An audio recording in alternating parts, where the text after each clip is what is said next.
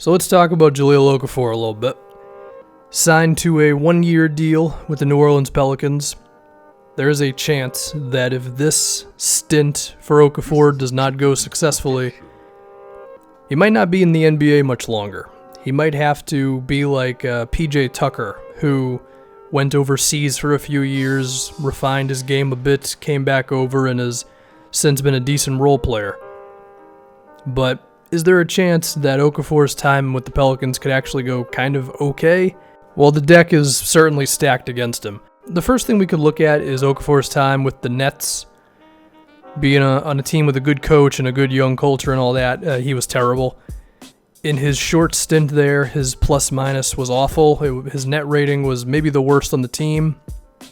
And the Nets were the worst team in the NBA and then some when Okafor was in the game. And for the reasons that is, I mean, we all know what it is. It's his lack of athleticism, can't defend the pick and roll, has no chance being switched onto a perimeter player. Transition defense isn't a thing, not a good rebounder.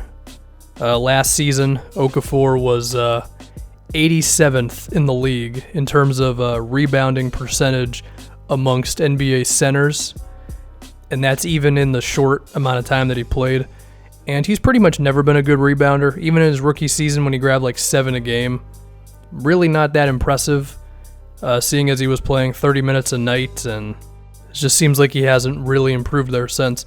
And then offensively, sure, he can score around the basket, but he can't do anything else. He's a bad passer. He's just nowhere near versatile enough to be an offensive player in today's NBA, right? He can't shoot at all, provides no spacing.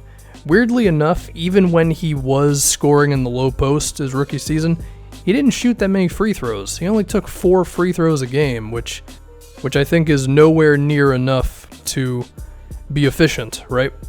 Another problem is he has this really bad tendency to step out away from the basket too much when he wants to post up. Like, he'll be coming along the baseline, let's say, and instead of just sealing his guy off and being like basically under the basket so he can get the pass and just go right up with it, he'll take like 2 extra steps outside of the paint, and then he'll go to the, whatever post move he wants to go with, and that hurts him there.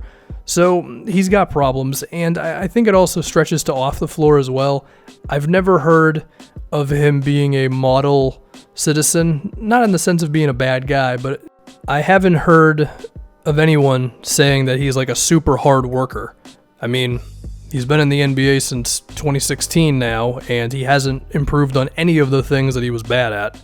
There was a quote that I saw from NBA executives that said people at Duke would tell them he doesn't love the game of basketball. Like, he'll go out there and he'll do what you tell him to do, and he'll do just enough to get by, but he's not gonna go crazy and losing weight.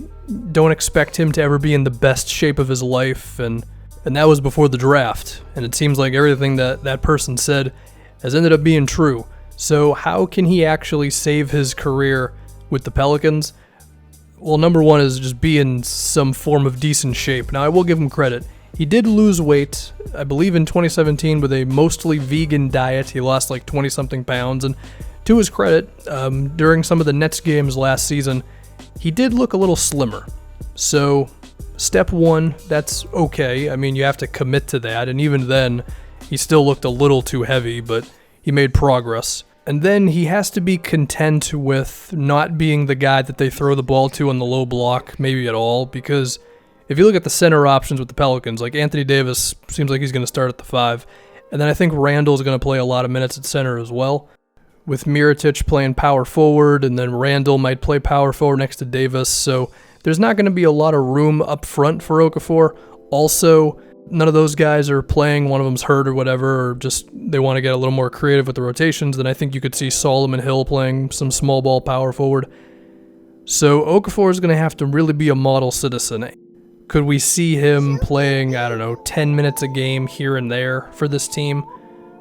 I think it's possible. I mean, Emeka Okafor at least will rebound the basketball and care about playing defense, even if he's not as good as he was a few years back.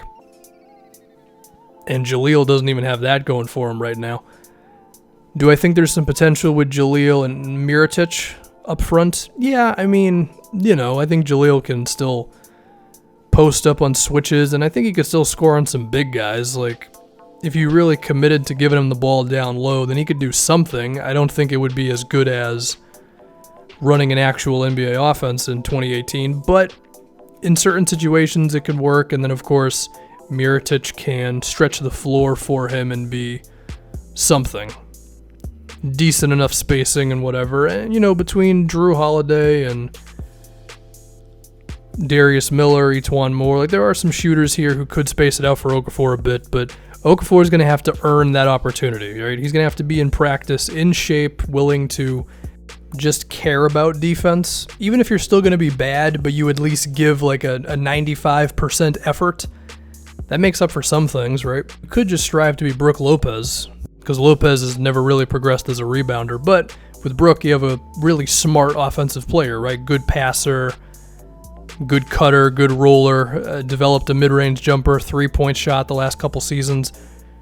So if Okafor could do those things, you know, just be able to hit some mid-range shots, be able to recognize the right thing to do on offense, then you could at least be like Greg Monroe, you know? Like, if we're looking at the scale of the bad rebounding, not natural defender at the 5, then I think like the top tier would be Brook Lopez. And then you're looking at like Monroe, and then Okafor is way at the bottom right now. So try to get to Greg Monroe, okay? It may not be anywhere close to what he and some other people envisioned him as in the NBA, but you know what? At least you're on an NBA team. But everything I'm saying in this video, there's a chance it could go south. There's a chance that he's still not totally in shape, a disaster on defense, not a smart offensive player, not a polished one at all outside of some post moves. And then we pretty much never see him on the Pelicans, and then there's a chance we don't see him in the NBA for a few years, and then maybe he gets his act together closer to his mid-20s or whatever. Now, for the sake of why the Pelicans did this, I'll be honest, I don't totally know why. I feel like you could have rolled the dice on some wing player who might be able to shoot and play some defense for you on a minimum contract, but whatever.